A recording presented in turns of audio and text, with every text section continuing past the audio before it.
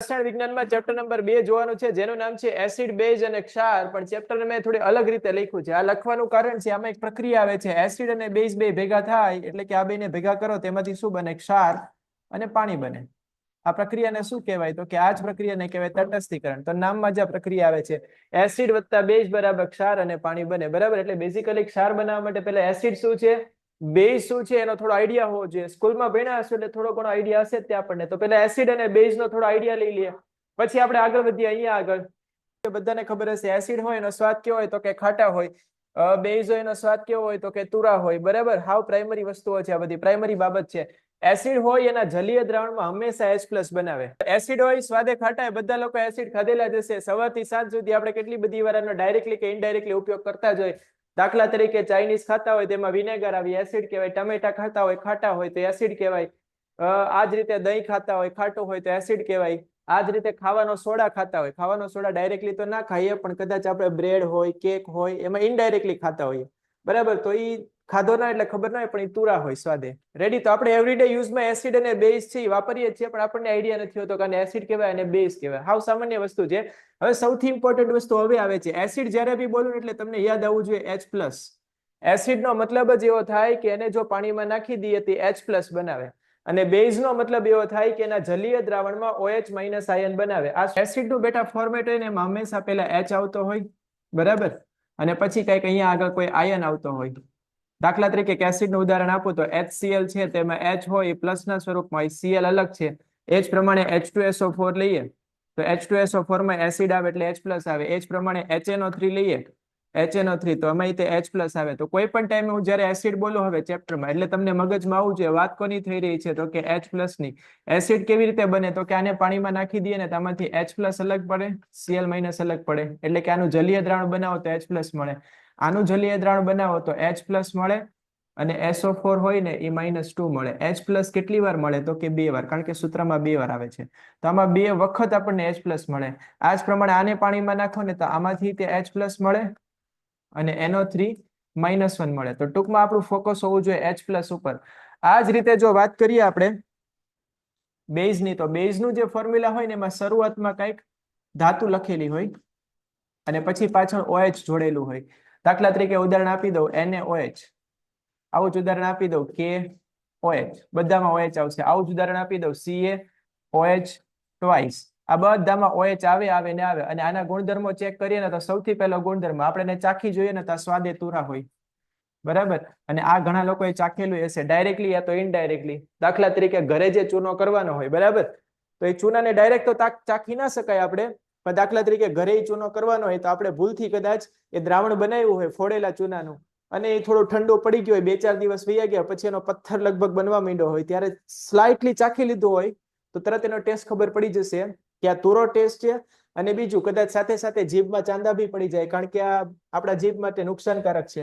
એટલે છે તો બેઝ જ, ત્યાં તો ટેસ્ટ માટેની વાત છે એટલે આની વાત કરું છું. તો બેઝિકલી જો આને પાણીમાં ઠપકારી દઈએ ને તો આમાંથી Na+ બને અને OH- બને. આને પાણીમાં નાખી દઈએ તો K અલગ પડી જાય અને OH- મળે. આને પાણીમાં નાખી દઈએ તો Ca+2 અલગ પડે અને OH- 2 વાર મળે, કારણ કે સૂત્રમાં શું છે? CaOH ટ્વાઇસ છે. રેડી? તો એસિડ નો મતલબ ને બેઝ નો મતલબ શું થાય બધાને ક્લિયર હશે આઈ થિંક. બીજી એક નાની એવી ટેસ્ટ છે કે દાખલા તરીકે ટેસ્ટ દ્વારા આપણને ખબર ના પડે ચાખીને, તેના માટેની એક લિટમસ ટેસ્ટ આવે. જો ભૂરા લિટમસને લાલ બનાવે, ભૂલાએ કહેવાય ને તે એસિડ કહેવાય, લાલ ને ભૂરું બનાવે તેને આપણે શોર્ટમાં લખીએ LaBeOU. લાલ માંથી ભૂરું તે બેઝ કહેવાય. 7મા 8મા ધોરણના ટોપિક છે એટલે આમાં આપણે આગળ ટાઈમ પાસ નહીં કરીએ. જલીય દ્રાવણ એટલે પાણીમાં નાખવાનું, બીજું કાંઈ નહીં. બરાબર, ટમેટામાં એસિડ હોય તો કે હોય ને. ટમેટામાં કયો એસિડ હોય? બોલો બેટા, કોને ખબર છે? ટમેટામાં કયો એસિડ હોય? ફટાફટ પહેલા જે ઘરમાં વાપરીને એસિડના નામ હું તમારી પાસેથી જાણી લઉં. હું એવું આશા રાખું છું કે જે આપણે ઘરમાં વાપરીએ છીએ બધા એસિડને કુદરતી એસિડ કહેવાય. બરાબર, કેટલા કુદરતી એસિડ છે એના નામ ફટાફટ લખી દો. દાખલા તરીકે ટમેટું ખાટું એટલે એસિડ કહેવાય, દહીં એસિડ કહેવાય, વિનેગર ઘરમાં હોય જ તે. બરાબર, લીંબુ હોઈ શકે. બોલો, આની સિવાય હજી કયું આવશે બેટા? બોલો બેટો, આની સિવાય હજી કયું આવશે? હા, દ્રાક્ષ આવી શકે. દ્રાક્ષ એટલે લીંબુમાં જ આપણે લઈ લઈએ છીએ. બોલો, આની સિવાય એપલ લઈ લઈએ. એપલ એટલે શું કહેવાય ગુજરાતીમાં? સફરજન લઈ લઈએ. આ બધામાં કોઈ? હા, હા કીવી બી હોઈ શકે, એમાં સાઇટ્રિક ખાટા ફળો હોય ને એમાં હંમેશા સાઇટ્રિક એસિડ હોય. બોલો ટમેટામાં કયો એસિડ હોય? ફટાફટ કમેન્ટમાં ટાઈપ કરો. પહેલું ટમેટામાં એસિડ કયો? એની ફોર્મ્યુલા નથી જોવાની, પણ એસિડ કયો એ જોવાનો છે. ટમેટો એટલે યાદ રાખવાનું ઓક્ઝેલિક એસિડ, બરાબર, ઓકી જવાનું ઓક્ઝેલિક એસિડ. હવે તમને એમ કે ટમેટાનું જલીય દ્રાવણ બનાવો તો ટમેટાનો રસ હોય ને પાણીમાં ઠપકારી દેવાના, પાણી લીધું છે તો ટમેટાનું શું બની ગયું? તો કે જલીય દ્રાવણ. પણ આપણે એની ફોર્મ્યુલા નથી શીખવાની 10માં, ખાલી નામ યાદ રાખવાના. બોલો આ જ પ્રમાણે દહીંમાં કયો એસિડ હોય? કમેન્ટમાં ટાઈપ કરો ફટાફટ. દહીંમાં કયો એસિડ હોય? ફટાફટ કમેન્ટમાં ટાઈપ કરો.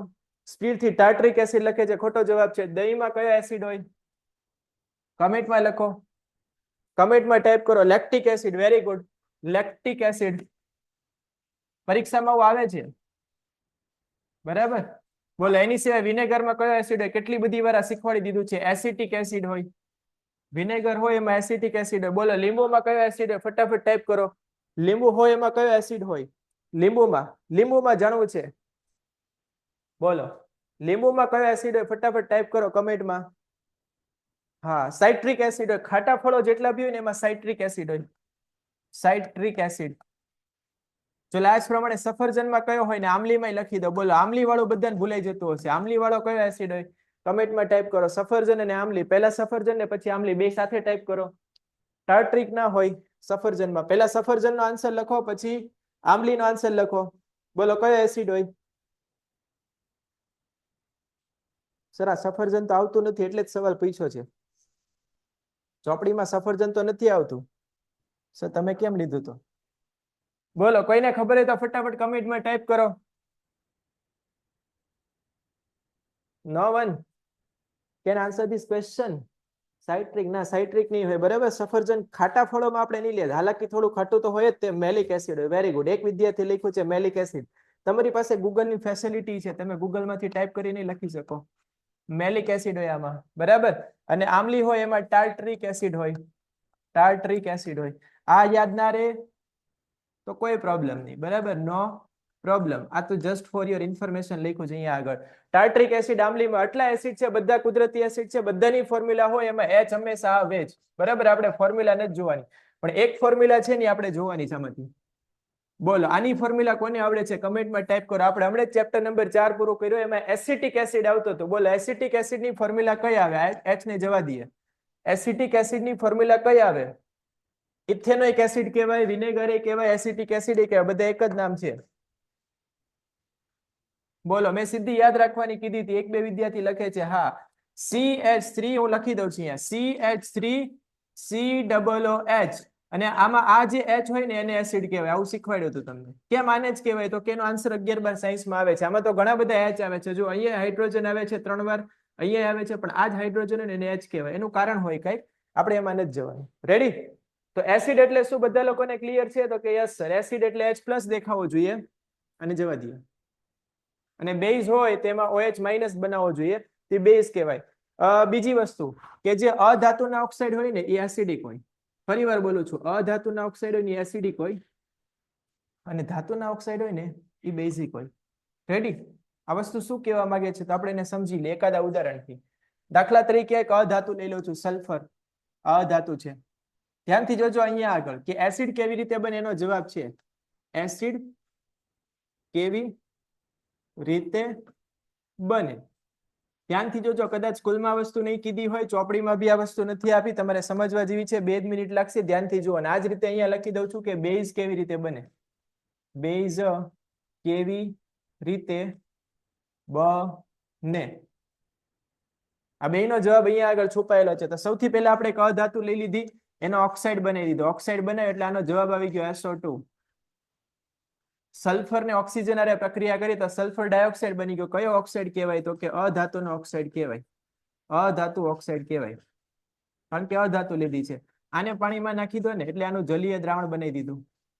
આને પાણીમાં નાખો એટલે આમાંથી બને H2SO3, અને એક આનો મોટો ભાઈ બની શકે આમાંથી H2SO4. અને H2SO4 એટલે શું કહેવાય? તો કે સલ્ફ્યુરિક એસિડ કહેવાય. આનું નામ બધાને આવડતું હશે, સલ્ફ્યુરિક એસિડ કહેવાય. તો બોલો એસિડ બનાવવા માટે કોની જરૂર પડી? તો કે સલ્ફરના ઓક્સાઇડની. સલ્ફરનો ઓક્સાઇડ, સલ્ફરનો ઓક્સાઇડ તો કે કેવી રીતે બન્યો? તો કે પેલા સલ્ફર હતું, તો અધાતુના જે ઓક્સાઇડ હોય એમાંથી શું બને? એસિડ. રેડી? અધાતુના જેટલા બી ઓક્સાઇડ આપણે બનાવીએ એમાંથી મોટે ભાગે શું બને તો કે એસિડ બને. તો આ જ રીતે આપણે એક ધાતુને પકડી લઈએ. કઈ ધાતુને પકડશું તો કે ફેમસ ધાતુ લઈ લઈએ સોડિયમ. આ ધાતુ છે આવું તો બધાને ખબર છે એટલે આમાં કોઈ માથાકૂટ કરવાની જરૂર નથી. આપણે આનો એક ઓક્સાઇડ બનાવીએ. આનો ઓક્સાઇડ બનાવીએ તો આવો બને Na2O અને આની જેવો જ બને K2. આની પહેલા શીખવાડ્યું છે આવું. Na2O બને. કયો ઓક્સાઇડ છે સર તો કે ધાતુનો. સમજો ધાતુના ઓક્સાઇડ હોય એને આપણે પાણીમાં નાખી દઈએ તો કે નાખી દઈએ કઈ વાંધો નહીં. તો આમાંથી બની જાય NaOH. બરાબર, પ્રક્રિયાને બેલેન્સ નથી કરવાની. NaOH કેમ NaOH જ બને તો કે અહીંથી પ્રક્રિયા બની, પ્રક્રિયામાં આપણે નથી જવાનું. આમાંથી NaOH બને. બન્યો શું તો કે બેઝ. તો બેઝ બનાવવા માટે કયા ઓક્સાઇડ કામમાં આવે? ધાતુના. એટલે ધાતુના ઓક્સાઇડ બેઝિક હોય, અધાતુના ઓક્સાઇડ એસિડિક હોય. રેડી? તો હવે આ જે તફાવત છે ને ધ્યાનથી જોઈ લો. આ સ્લાઇડમાં આખું ચેપ્ટર છે એને મેં ટૂંકમાં મૂકી દીધું છે. અધાતુના ઓક્સાઇડ એસિડિક હોય સામાન્ય રીતે સ્વભાવે અને ધાતુના ઓક્સાઇડ બેઝિક હોય. પણ આમાં બી થોડા અપવાદો આવે છે. જે અપવાદો મેં તમને ઓલરેડી શીખવાડેલા છે. રેડી? ચલો અહીંયા સુધી ક્લિયર છે બધા લોકોને? ભાઈ જોઈ લો અહીંયા આગળ આમાં સમજવા જેવું શું છે ધ્યાનથી જુઓ. અહીંયા આગળ સલ્ફર એટલે શું કહેવાય? પેલા તો અધાતુ કહેવાય. એનો ઓક્સાઇડ બનાવી દીધો. ઓક્સાઇડ કેવી રીતે બને? ઓક્સિજન અરે પ્રક્રિયા કરીને બનાવી દીધો. Sulphur dioxide. સલ્ફર ડાયોક્સાઇડ ને શેમાં નાખ્યો? પાણીમાં. એટલે ઓક્સિજન આની હારે ઉમેરાઈ જાય તો SO3 થઈ જાય. જુઓ SO2 ઓક્સિજન આવી ગયો એટલે SO3 H2SO3. કાં તો આમાંથી H2SO3 બની શકે અને પ્રક્રિયા થોડી આગળ લઈ જઈએ તો આમાંથી H2SO4 બને. પ્રક્રિયા આગળ કેમ જવાય એમાં આપણે નથી જવાનું. બરાબર, આ પ્રક્રિયા પહેલા આવતી હતી ડિટેલમાં, હવે નથી આવતી. તો આમાંથી ટૂંકમાં બની ગયા એસિડ. આને સલ્ફ્યુરસ એસિડ કહેવાય યા તો સલ્ફ્યુરિક એસિડ કહેવાય. કયો એસિડ બને એમાં આપણે નથી જવાનું. આપણું ફોકસ એવું જોઈએ એસિડ કેવી રીતે બને. બરાબર, તો એસિડ બનાવવા માટે શું જોઈએ તો કે પાણી. ખાલી પાણીથી એસિડ બને તો કે ના. એના માટે શું જોઈએ? ઓક્સાઇડ. કોના? ધાતુ કે અધાતુ તો કે અધાતુ. સવાલ આ રીતે પૂછવાનો કે એસિડ બનાવવા માટે શેની જરૂરિયાત પડે? અધાતુના ઓક્સાઇડ. આવી જ રીતે બેઝમાં વિચારવાનું શેની જરૂરિયાત પડે? ધાતુના ઓક્સાઇડ. ચલો આગળ જઈએ હવે નેક્સ્ટ પેજમાં. આની પછીનો નેક્સ્ટ પેજ. ચલો નેક્સ્ટ પેજમાં તમારે આ ટોપિક યાદ રાખવાના છે કે પ્રબળ એસિડ અને પ્રબળ બેઝ એટલે શું કહેવાય? પ્રબળ એસિડ અને પ્રબળ બેઝ એટલે શું કહેવાય? સર ચેપ્ટર કયું છે બેટા? ચેપ્ટર નંબર 2 છે આ. પ્રબળ એસિડ અને પ્રબળ બેઝ એટલે શું કહેવાય? અહીંયા આગળ મેં વ્યાખ્યા તો તમને લખી દીધી છે. આ 2 માર્કનો ટોપિક બી આવે છે અને 2 માર્કમાં તફાવત બી આવે છે. રેડી? પ્રબળ એસિડ એટલે શું સમજાવો? 2 માર્કનો પ્રશ્ન. પ્રબળ બેઝ એટલે શું સમજાવો? 2 માર્કનો પ્રશ્ન. યા તો તફાવત આપો આનો ને આનો.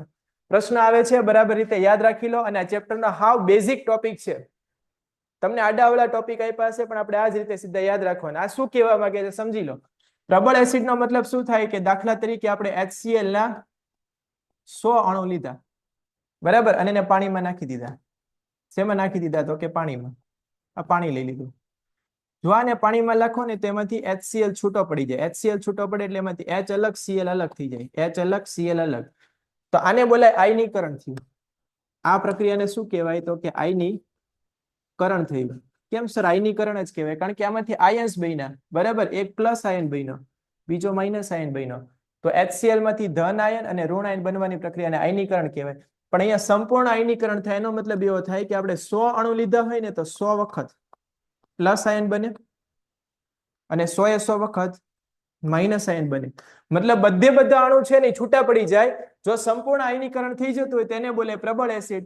અને જો કોઈ એસિડ આપણે એવો પકડી લઈએ, બરાબર, ઉદાહરણ તરીકે અહીંયા આપણે લખ્યો નથી કે નિર્બળ એસિડ કોને કહેવાય તો કે અહીંયા આટલા ભાગમાં તમને સમજાવી દઉં. નિર્બળ એસિડ એટલે કોને કહેવાય તો કે એસિડમાં હંમેશા H આવે અને બીજો આયન આપણે A લઈ લઈએ. આ નિર્બળ એસિડ છે એવું ધારી લઈએ. કયો એસિડ છે આ? નિર્બળ. તો આના 100 અણુ લઈ લો ને તો આનું પૂરેપૂરું આયનીકરણ ના થાય. દાખલા તરીકે આને પાણીમાં નાખી દઈએ ને તો આમાંથી 50 અણુ હશે ને એ આમનામ જ રહી જશે, છૂટા નહીં પડે. પણ બાકીના 50 અણુ હશે ને, બાકીના 50 બરાબર, એ 50 માંથી 50 વખત H+ બની ગયા હશે અને બીજા 50 વખત A- બની ગયા હશે. એટલે આમાંથી 50 અણુ છે એમને એમ રહી ગયા અને 50 અણુ છે એ છૂટા પડી ગયા. આ તો મેં ઉદાહરણ આપવા માટે એવું કીધું છે. પણ ટૂંકમાં એવું કહેવાય કે 100 આપણે અણુઓ લીધા હોય, જેટલા અણુ લીધા હોય એમાં પૂરેપૂરું આયનીકરણ ના થાય, ઓછું થાય અથવા આંશિક થાય તો એને બોલાય નિર્બળ એસિડ અને પૂરેપૂરું થઈ જાય તો પ્રબળ એસિડ. ચલો આ વ્યાખ્યા બધાને ક્લિયર છે બેટા? આ વ્યાખ્યા બધાને ક્લિયર હોય તો બેટા કમેન્ટમાં લખો ક્લિયર. ક્લિયર એવું લખો. આ વ્યાખ્યા ક્લિયર છે બધા લોકોને?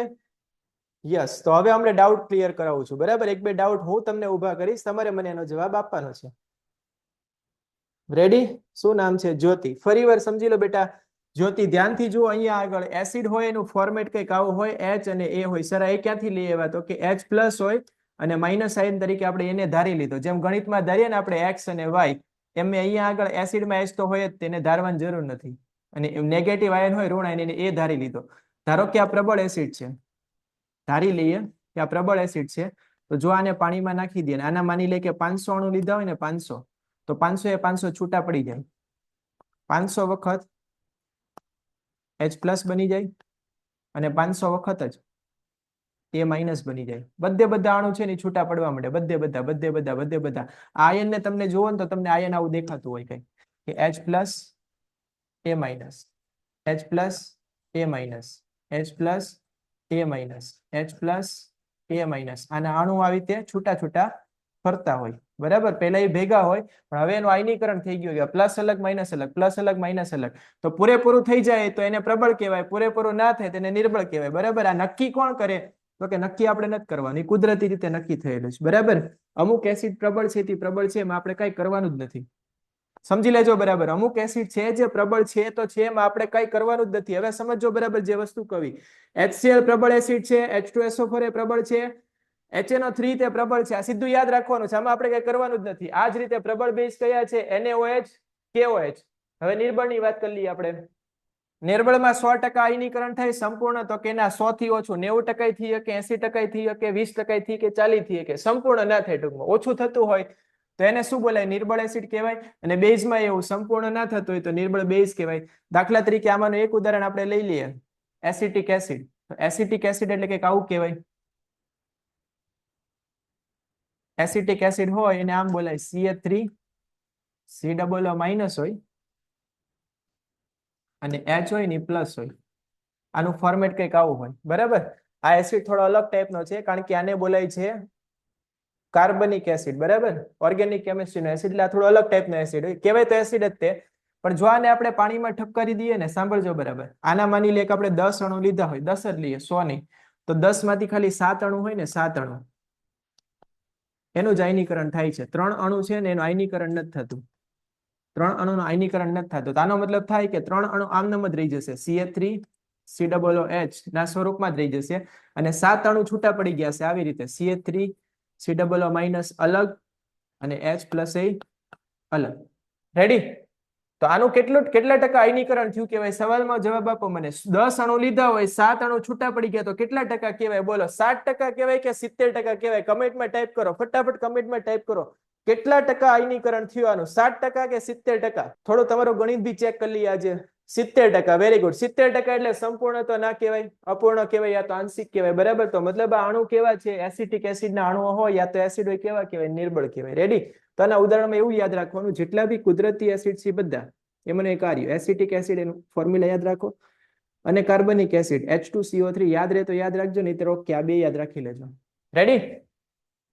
ચલો, હવે આપણા માટે એક નવો સવાલ આવે છે. હું સવાલ તમને પૂછું છું, જવાબ તમારે મને આપવાનો છે. હું સવાલ પૂછું છું આ વખતે.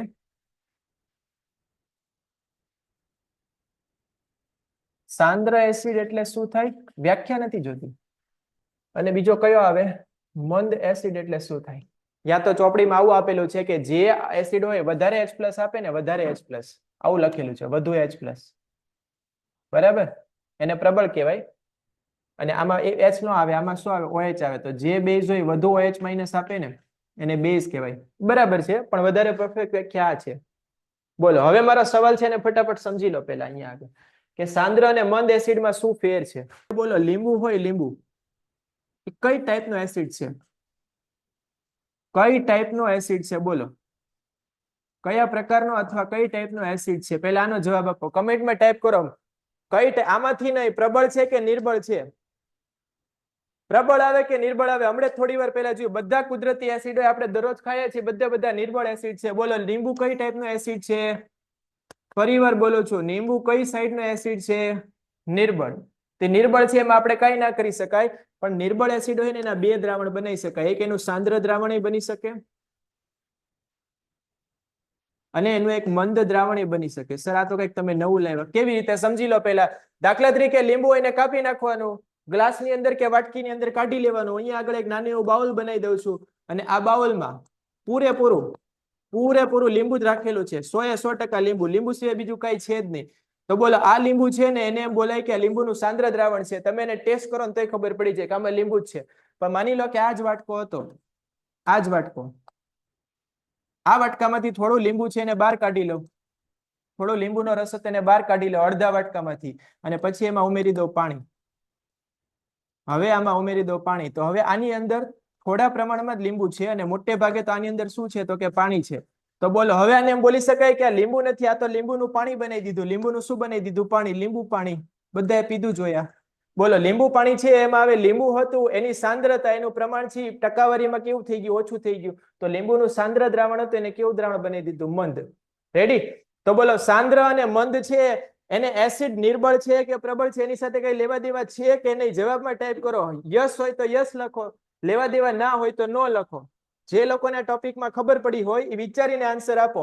નિર્બળ શબ્દ છે યા તો પ્રબળ હોય, એને સાંદ્ર અને મંદ સાથે કઈ લેવા દેવા ખરી કે નહીં? વિચારીને જવાબ આપો. બોલો. અમુક લોકો લખે છે યસ, લેવા દેવા. શું લેવા દેવા છે? બોલો શું લેવા દેવા છે?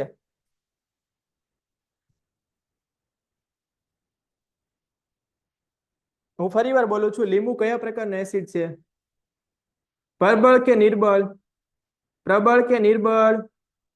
બોલો બેટા. નિર્બળ છે ને? તો કે યસ. તેમાંથી બે પ્રકારના દ્રાવણ બને. ખાલી આપણે લીંબુ જ લઈ લઈએ તેનું સાંદ્ર દ્રાવણ કહેવાય. અંદર પાણીને ઠપકારી દો એટલે એનું દ્રાવણ હોય મંદ થતું જાય, મંદ થતું જાય. હજી પાણી ઠપ કરો તો હજી મંદ થાય, હજી પાણી ઠપ કરો તો હજી મંદ થાય, હજી પાણી ઠપ કરો તો હજી મંદ થાય. તો હવે આ ટોપિકને બીજી રીતે સમજાવું છું, ધ્યાનથી જોજો. દાખલા તરીકે મેં HCl લીધો છે. HCl કેવો એસિડ છે તો કે પ્રબળ એસિડ છે. તો જો આપણે પ્રયોગશાળામાં ગયા અને એક આવી બાટલી છે, બરાબર? બાટલી ઉપર ફોકસ નહીં કરતા કે સર બાટલી ખરાબ દોરી છે, બરાબર? આ બાટલીમાં માત્ર HCl જ ભરેલો છે, માત્ર HCl. તો HCl નું કયું દ્રાવણ કહેવાય તો કે સાંદ્ર દ્રાવણ કહેવાય. HCl નું કયું દ્રાવણ કહેવાય તો કે સાંદ્ર દ્રાવણ કહેવાય. પણ માની લઈએ કે હવે આ જ બાટલી હતી, એમાંથી આપણે થોડો એસિડ કાઢી લઈએ. આ બાટલીમાંથી થોડો એસિડ કાઢી લીધો. પહેલા અહીંયા સુધીનો આખો એસિડ ભરેલો હતો, આમાંથી મેં એટલો જ એસિડ રહેવા દીધો અને બાકીનું ઉપરથી પાણી ઠપકારી દીધું. બાકીનું પાણી ઠપકારી દીધું એટલે મોટે ભાગે આમાં હવે પાણી આવી ગયું, બરાબર? એવું માની લે કે આમાં 70% પાણી આવી ગયું અને 30% તે એસિડ છે. તો હવે આને એમ બોલી શકાય કે એસિડ હતો એની પહેલા કરતા મંદ થઈ ગયો. તો હવે આ મંદ HCl થઈ ગયું, બરાબર? અથવા આનું કયું દ્રાવણ થઈ ગયું તો કે મંદ દ્રાવણ થઈ ગયું. ચલો અહીંયા સુધી ક્લિયર છે બધાને? બેટા અહીંયા સુધી ક્લિયર છે કે સાંદ્ર અને મંદ એટલે શું થાય? બધા લોકોને ક્લિયર? પ્રબળ અને નિર્બળ સાથે કઈ લેવા દેવા ના હોય. આને જે પ્રબળ છે એ પ્રબળ છે જ, નિર્બળ છે નિર્બળ છે જ, એમાં આપણે ફેરફાર ના કરી શકીએ. એનું સાંદ્ર અને મંદ દ્રાવણ આપણે બનાવી શકીએ. કેવી રીતે? તો કે ખાલી એસિડ લીધો હોય તે સાંદ્ર કહેવાય, પણ પાણી નાખતા જઈએ તે મંદ થઈ જાય, બરાબર? આ ઓલા જેવું છે, સ્ટ્રોંગ સોડા પીવે, સ્ટ્રોંગ સોડા, બરાબર? લીંબુ વાળા ન્યા ગયા એમ કે સ્ટ્રોંગ સોડા બનાવે જોરદારની, તેમ કે 3-4 લીંબુ ઠપ કરી દો. ઘણા લોકોને આદત હોય તો એને સ્ટ્રોંગ સોડા બનાવી, મતલબ લીંબુનું થોડું સાંદ્ર દ્રાવણ બનાવ્યું, બરાબર? એટલું બધું ના કહેવાય. અને ઘણા એવા લાઈટ પીવા વાળા કે થોડું લીંબુ નાખજો, બરાબર? તો લીંબુનું કેવું દ્રાવણ પીધું કહેવાય અથવા સોડા પીધી કહેવાય તો કે મંદ સોડા પીધી કહેવાય. આ સમજાવવા માટે સમજાવું છું. ક્લિયર? ચલો બધા લોકોને ક્લિયર હોય બેટા? હવે આ ચેપ્ટરમાં આપણે જોવાનું છે કે એસિડ અને બેઝ હોય એને ચાખીને તો ખબર પડી જાય સ્વાદથી, બરાબર? આપણને સ્વાદથી તો ખબર પડી જાય કે જો ખાટા હોય તો એસિડ ને તુરા હોય તો બેઝ. તો બીજી કોઈ રીત છે કે જેના દ્વારા આપણે નક્કી કરી શકીએ કે એસિડ છે કે બેઝ? તો એના માટે પિક્ચરમાં આવે છે સૂચકો, બરાબર? સૂચકોને ઇંગ્લિશમાં કહેવાય છે ઇન્ડિકેટર. ગુજરાતીમાં સૂચકો કહે છે, આપણને સૂચના આપે છે કે એસિડ છે કે બેઝ. તો બોલો બેટા, આ તો બધાને ખબર હશે કે લિટમસ પેપર હોય એ જો ભૂરું હોય અને લાલ બનાવી દે, ભૂરામાંથી લાલ બનાવી દે, તો બોલો બેટા શું હોય? કમેન્ટમાં ટાઈપ કરો. તમારી પાસે કમેન્ટમાંથી આન્સર માંગીશ. બોલો બેટા, ભૂરામાંથી લાલ બનાવે તો એ શું હોય? મને નથી ખબર, તમારે જવાબ આપવાનો. હમણાં જ મેં આ વસ્તુ સમજાવી છે. બોલો, ભૂરામાંથી લાલ બનાવે તો શું હોય અને લાલમાંથી ભૂરું બનાવે તો શું હોય? જવાબ આપો. ભૂરામાંથી લાલ બનાવે તે એસિડ હશે કે બેઝ હશે? બોલો. એક બે વિદ્યાર્થી લખે છે બેઝ હોય. બેટા હમણાં જ એક શોર્ટ ટ્રીક ટીકવાળી, ભૂરામાંથી લાલ કરે તે એસિડ હોય, બરાબર? તો અહીંયા લખી દો આ તો એસિડ હોય. અને એ જ રીતે લાલ માંથી ભૂરું કરે તો બેઝ હોય, બરાબર. તો આને યાદ રાખવું હોય તો લાભુ બે યાદ રાખવાનું. આગળની સ્લાઇડમાં શીખવાડ્યું છે. તો લિટમસ ટેસ્ટ અહીંયા પૂરી થઈ ગઈ. લિટમસ ટેસ્ટમાં કંઈક આવું કરવાનું હોય. હવે હળદરની વાત કરીએ તો હળદર હોય એમાંય તે બે પ્રકારની ટેસ્ટ આવે. આને આપણે અહીંયા આગળ લખી દઈએ કે હળદરમાં શું થાય, તો કે હળદરનો કલર પીળો હોય. જો હળદરમાં આપણે એસિડ નાખી દઈએ ને, હળદરમાં એસિડ, તો કઈ ફેરફાર જ ના થાય, બરાબર. તો અહીંયા લખી દઉં છું નો. નો મતલબ કઈ ફેરફાર નહીં. એટલે આનો મતલબ શું થાય કે જો આપણે ઘરે આ ટેસ્ટ કરીએ, કેટલી બધી ઈઝી ટેસ્ટ છે કે એક વાટકીમાં હળદર લેવાની, અંદર લીંબુના 2 ટીપા નાખવાના, હળદરનો કલર ચેન્જ ના થાય. હળદર એવી ને એવી જ દેખાય, પીળી હોય પીળી જ દેખાય, પીળી જ હોય તો કઈ ચેન્જ નહીં. તો એસિડની ટેસ્ટ થઈ ગઈ કે આપણે ઉપર જે નાખ્યું હતું લીંબુ, યા તો ટમેટાનો રસ, આમલીનો રસ તો કદાચ ના બની શકે, બરાબર. તો જેનો રસ પોસિબલ હોય ઉપર ઠપકારી દેવાનો. તો એસિડ હોય એ જો આની ઉપર નાખીએ હળદર ઉપર તો નો ચેન્જ આવે. અને આ જ રીતે જો બેઝ નાખીએ, બેઝ, તો હળદરનો જે પીળો રંગ હોય ને એ બદલાઈ જાય. બોલો બેટા કયો રંગ થઈ જાય, કોને ખબર છે? હળદરનો રંગ હોય બદલાઈને કયો થઈ જાય, કોને ખબર છે? બોલો, જેને ખબર હોય ફટાફટ કમેન્ટમાં ટાઈપ કરો. હા, લાલ અથવા કથ્થાઈ થઈ જાય. લાલ અથવા કથ્થાઈ લાલ થઈ જાય, બરાબર. એક્ઝેક્ટ લાલ ના થાય પણ કથ્થાઈ ને લાલની વચ્ચેનો કંઈક રંગ બની જાય, લાલ કથ્થાઈ કહી શકાય. તો આપણી આ ટેસ્ટ પૂરી થઈ ગઈ કે લિટમસમાં શું થાય અને હળદરમાં શું થાય. મોટે ભાગે એસિડ હોય ને એની કાંઈ અસર ના થાય, મોટે ભાગે, બરાબર. આમાં એવું થશે, આમાંય થશે ને આમાંય થશે. ચલો હવે આની ટેસ્ટની વાત કરીએ આપણે. આ બધાની, આ બધામાં આપણે લેવાના છે ઘ્રાણેન્દ્રિય સૂચકો. ઘ્રાણેન્દ્રિય સૂચકો એટલે શું કહેવાય? બોલો, ઘ્રાણેન્દ્રિય સૂચકો એટલે શું કહેવાય, કોને ખબર છે? આમાં શું કરવાનું હોય? આમાં શું કરવાનું હોય બોલો બેટા? ઘ્રાણ એટલે શું થાય પહેલા તો? હા, ઘ્રાણનો મતલબ થાય સૂંઘવું. આ ઘ્રાણ શબ્દ છે ને, ઘ્રાણ, એનો મતલબ થાય સૂંઘવું, સૂંઘવું, બરાબર. તો આના પરથી આપણને ખબર પડે કે જો આપણે આને સૂંઘીને કહી શકતા હોય તો એસિડ છે કે બેઝ છે ખબર પડી જાય. તો આ બધાની એક પ્રોપર પ્રકારની કંઈક સ્મેલ આવતી હોય, કંઈક વાસ આવતી હોય અથવા સુગંધ આવતી હોય, જેને જે ખબર પડી, બરાબર. ડુંગળી હોય તો કંઈક સ્મેલ આવતી હોય, ઘણા પછી મજા આવતી, તેના માટે સુવાસ થઈ જાય, ઘણા માટે દુર્ગંધ થઈ જાય. લવિંગની તે કંઈક સ્મેલ હોય, વેનીલા એક પ્રકારનો એસેન્સ છે, એની બી કંઈક સ્મેલ હોય. જો આપણે એસિડ નાખીએ ને આ બધામાં, આ બધામાં એસિડ નાખીએ ને તો આની જે સુવાસ હોય એમાં કઈ ફેરફાર ના થાય. એટલે લખી દો નો ચેન્જ, બરાબર, નો. અને જો બેઝ નાખ્યા, બધામાં બેઝ નાખીએ ને તો આની જે તીવ્ર વાસ આવતી હોય ને એ થોડી મંદ પડી જાય અથવા થોડી ઓછી થઈ જાય. તો બસ આ ટેસ્ટ પૂરી થઈ ગઈ. આ ટેસ્ટમાં આટલું જ કરવાનું, બીજું કઈ છે નહીં. આમાં બે અસર જોવા મળે. એસિડ નાખીએ કઈ ના થાય, જે આવતી પહેલા વાસ આવતી હજી આવતી, એટલે નો ચેન્જ. અને જો આપણે નાખ્યો એ પદાર્થ કદાચ બેઝ હોય, તેની ડુંગળીની સ્મેલ હોય તે થોડી ઓછી આવવા માંડે, લવિંગની સ્મેલ હોય તો લવિંગ ઓછું આવવા માંડે, વેનીલા હોય તો વેનીલાની સ્મેલ હોય થોડી ઓછી થઈ જાય. તો બેઝિકલી આપણને એવી ટેસ્ટ કરવાની કીધી હોય બેટા આવી રીતે કે અહીંયા આગળ દ્રાવણમાં તમને એમ કીધું બેટા પ્રવાહી છે, નક્કી કરો, નક્કી કરો કે એસિડ છે કે બેઝ છે. બોલો, આ પ્રવાહી છે, નક્કી કરો એસિડ છે કે બેઝ છે. તો આના માટેની ઘણી ટેસ્ટ છે. યા તો આવી રીતે લિટમસ પેપર લઈ આવો, બરાબર, જે લાલ કલરનું હશે અથવા ભૂરા કલરનું હશે. પરીક્ષામાં આવા પ્રશ્નો આવે છે. તો લિટમસ ટેસ્ટ કરો, યા તો હળદરને લઈ આવો, હળદરને લઈ આવો. આવું કાંઈ ના કરવું તો શું કરો, તો કે એક વાટકામાં, અહીંયા એક રકાબીમાં, અહીંયા આગળ પહેલા લવિંગ લઈ લો. લવિંગની સ્મેલ બધાને ખબર જ હોય, અહીંથી 2-4 ટીપા આની અંદર નાખી દો, બરાબર. નાખ્યા પછી ફરી વાર એની સુગંધ લો. જો સુગંધ ઓછી થઈ ગઈ હોય તો આ બેઝ હોય. સુગંધ ઓછી થઈ ગઈ હોય તો અહીંથી આ જે પદાર્થ નાખ્યો એ શું હોય, બેઝ હોય. ને પહેલા જેટલી જ આવતી હોય તે એસિડ હોય. આવી રીતે નક્કી કરવાનું છે. સિમ્પલ સિમ્પલ ટેસ્ટ છે આમાં. આ જ રીતે આ આપણા ઘ્રાણેન્દ્રિય સૂચકો છે, આ કૃત્રિમ સૂચકો છે, લેબમાં બનાવેલા છે. આ ખાસ યાદ રાખજો, આમાં ભૂલ થવાની શક્યતા છે. મિથાઇલ ઓરેન્જ નામ છે આનું, અને બીજાનું નામ છે ફિનોલ્ફથેલિન. આ બોલવામાં મોટે ભાગે બધા લોકોને પ્રોબ્લેમ આવતી હોય છે. આને ધ્યાનથી બોલવાનું, ફિનોલ્ફથેલિન, બરાબર, થેલિલિન જવાનું, ફિનોલ્ફથેલિન. મિથાઇલ ઓરેન્જ નો કલર, ઓરેન્જ એટલે ઓરેન્જ હોય, કઈ જોવાનું નથી. ફિનોલ્ફથેલિન નો કલર હોય રંગવિહીન હોય. આ સીધું યાદ રાખી દેવાનું છે. બોલો બેટા, આમાં કઈ ટાઈપની ટેસ્ટ જોવા મળશે, કોઈને ખબર છે? બોલો, આમાં કોઈને ખબર હોય તો ફટાફટ કમેન્ટમાં લખો, આમાં કઈ ટાઈપની ટેસ્ટ જોવા મળશે. ફિનોલ્ફથેલિન ને આપણે થોડું નીચે લખી દઈએ, ફિનોલ્ફથેલિન. એનો કલર ના હોય, પરીક્ષામાં પૂછાય છે પાછું. બરાબર કે ફિનોલ્ફથેલિન હોય એનો કલર કયો હોય? આવા પ્રશ્ન આવે છે એટલે આને બરાબર યાદ રાખી લેવું. ચલો જેને ખબર હોય ફટાફટ જવાબ આપો અહીંયા આગળ.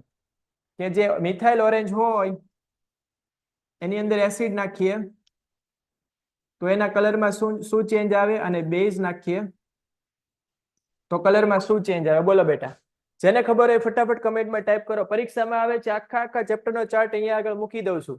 આમાંથી 1 માર્કનો પ્રશ્ન આવે છે. હા, ગુલાબી રંગ થાય બેટા. ગુલાબી રંગ હોય ને ફિનોલ્ફથેલિનમાં થાય. ફિનોલ્ફથેલિન બરાબર. એસિડ હોય ને બેટા તે લાલ લાલ થઈ જાય. ધ્યાનથી જોજો, હમણાં એક નાની એવી ટ્રીક આપી દઉં છું. એસિડ હોય ને તો લાલ થઈ જાય, ને બેઝ હોય ને તો પીળો થઈ જાય. બેઝ હોય ને તો પીળો થઈ જાય.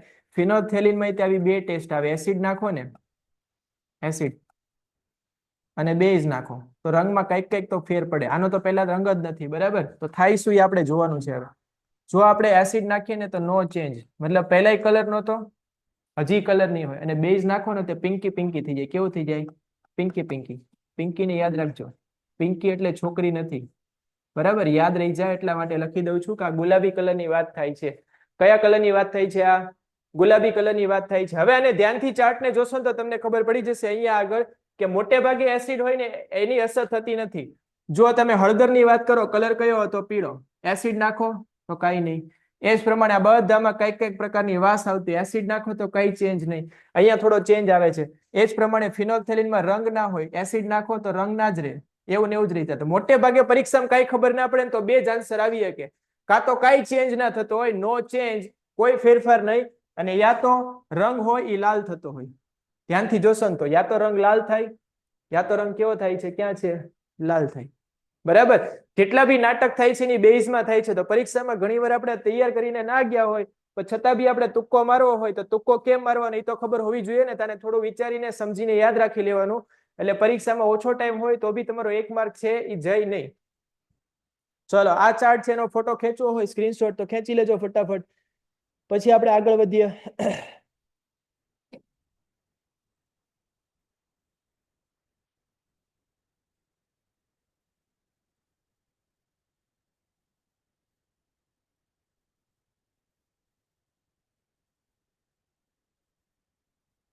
ચલો, સ્ક્રીનશોટ લઈ લીધો બધા લોકોએ?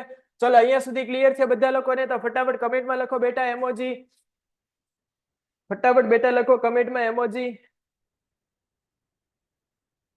સ્પીડથી લખો, સ્પીડથી બેટા, speed speed speed. Very good. બધાની વ્યાખ્યા લખી નીચે બેટા. વ્યાખ્યા જાતે તૈયાર કરી લેવાની, એ તમને આવડી જશે. રેડી?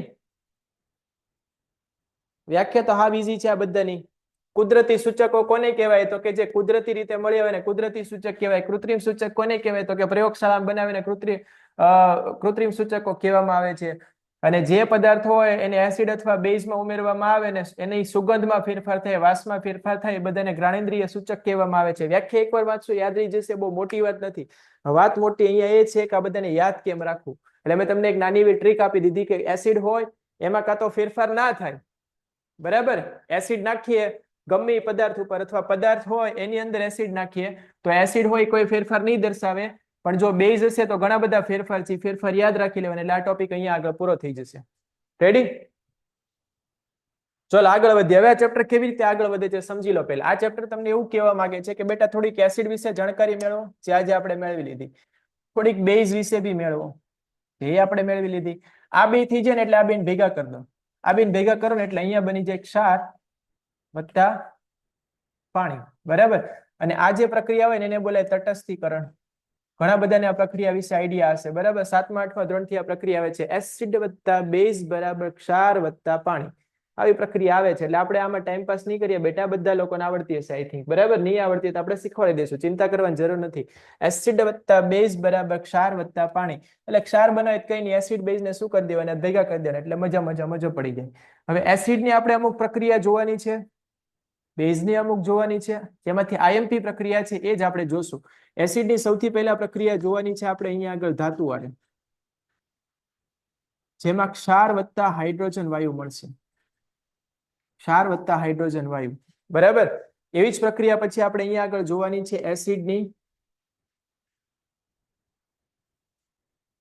બેઝ આરે, સર આ તો હમણાં જ કરાવી. એસિડની બેઝ જ્યારે પ્રક્રિયા કરો ને તો ક્ષાર વત્તા પાણી બને. ક્ષાર વત્તા શું બને? પાણી બને.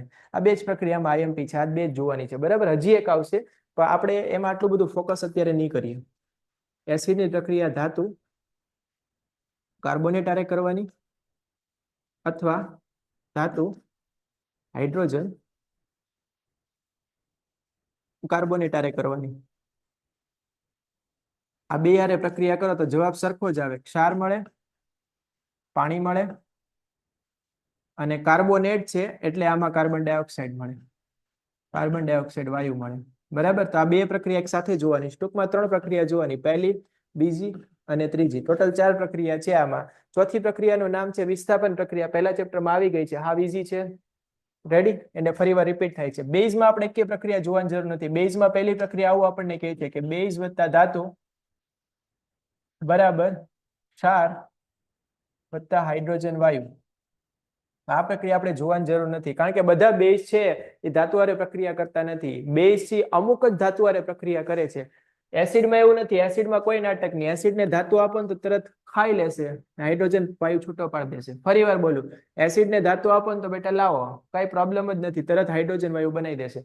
બેઝમાં એવું નથી. બેઝમાં ઘણા બધા નાટકો છે. બેઝને અમુક ધાતુ આપો ને, અમુક જ ધાતુ, બરાબર, એના નામ તમને કહીશું. અમુક જ ધાતુ કે જેની હારે પ્રક્રિયા કરશે અને હાઇડ્રોજન બનાવશે. એટલે એવું બોલી શકાય કે આપણી પાસે જેટલા બી બેઝ છે, બેઝ આમ તો ઓછા છે, અને ધાતુ કેટલી બધી છે તો કે 118 તત્વોમાંથી લગભગ 80-85 ધાતુઓ છે. તો બાજુમાં આપણે ધાતુ મૂકતા જઈએ ને, એસિડ બેઝની બાજુમાં એક બેઝ લેવાનો, ધાતુ મૂકવાની. તો કે નહીં, ધાતુ તો કે નહીં, ધાતુ તો કે નહીં, ધાતુ તો કે નહીં, ધાતુ તો કે નહીં, ધાતુ તો કે નહીં. કોઈક ધાતુ હશે એની જ્યારે પ્રક્રિયા કરશે. એટલા માટે કહું છું કે આ પ્રક્રિયા આપણે નહીં કરીએ તો બી ચાલી જશે. એટલે આપણું ફોકસ છે હવે મેઇન અહીંયા જ કરવાનું છે કે એસિડ કઈ કઈ પ્રક્રિયાઓ કરે છે એમાં ફોકસ કરવાનું. એમાં બી સૌથી ઇમ્પોર્ટન્ટ પ્રક્રિયા છે, સૌથી ઇમ્પોર્ટન્ટ. બરાબર, સૌથી ઇમ્પોર્ટન્ટ પ્રક્રિયા છે. તો ફરી વખત બોલી દઉં છું કે એસિડ હોય એની રાસાયણિક પ્રક્રિયાઓ જોવાની છે આપણે. એસિડની રાસાયણિક પ્રક્રિયાઓ બહુ ઈઝી છે.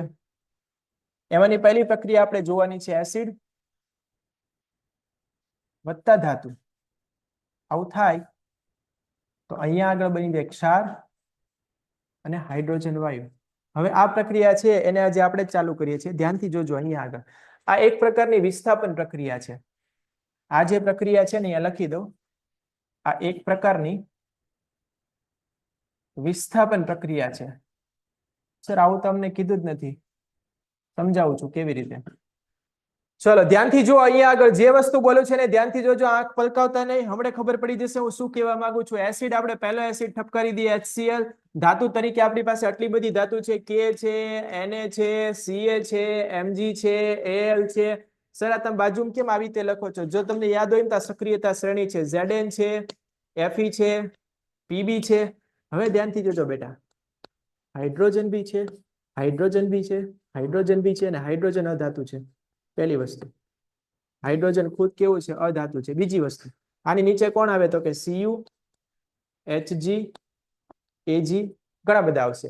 હવે જે બોલો એને બરાબર સમજો બેટા. બાજુમાં ધારી લઈએ કે આપણે મેગ્નેશિયમ ધાતુ મૂકી દઈએ, મેગ્નેશિયમને પકડીને. તો અહીંયા આગળ એસિડને આમાંથી કાઢવાનો છે. એસિડને કાઢવો મતલબ H ને આમાંથી કાઢી નાખો. H ને કાઢી નાખો તો આમાંથી બની જાય હાઇડ્રોજન વાયુ. પ્લસ અહીંયા શું બની જાય તો કે MgCl2. બરાબર, MgCl2.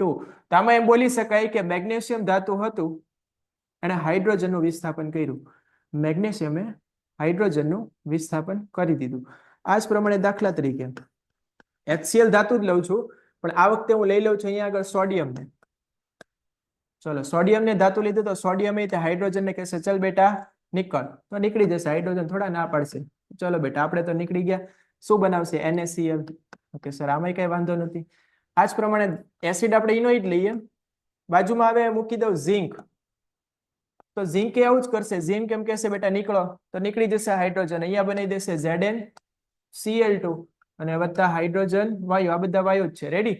અને આ જ પ્રમાણે ધ્યાનથી જોજો. આ જ પ્રમાણે હવે અહીંયા આગળ ફેરફાર થશે. આ જ પ્રમાણે અહીંયા કોપર મૂકી દઉં ને કોપર એમ કે બેટા નીકળો હાઇડ્રોજન. હાઇડ્રોજન તરત કહેશે નહીં. કેમ? તો કે આ સક્રિયતા શ્રેણી એવું કહે છે કે હાઇડ્રોજનનું વિસ્થાપન કરવા માટે, હાઇડ્રોજનને કાઢવા માટે એની ઉપરની ધાતુઓ જ કામમાં લાગે.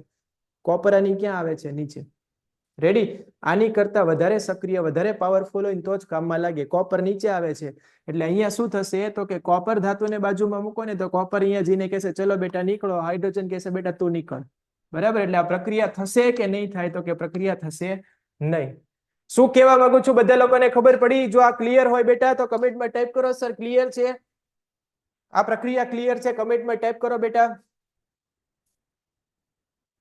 બોલો બેટા ક્લિયર હોય તો ફટાફટ કમેન્ટમાં ટાઈપ કરો ક્લિયર છે. Very good. ચલો ક્લિયર છે તો એટલા માટે લખ્યું છે કે આ એક પ્રકારની કેવી પ્રક્રિયા છે તો કે વિસ્થાપન પ્રક્રિયા છે. તો વિસ્થાપન પ્રક્રિયામાં કોણ કોણ વિસ્થાપન કરી શકે? સવાલ ઈ છે તો કે હાઇડ્રોજનનું વિસ્થાપન એની કરતા ઉપરની ધાતુ જ કરી શકે, નીચેની કરી શકશે નહીં. એટલે એમાં એવું બોલી શકાય કે એસિડ ધાતુ હારે પ્રક્રિયા કરે તો જવાબમાં કહેવાનું હા, પણ મારી અમુક શરત છે. બરાબર?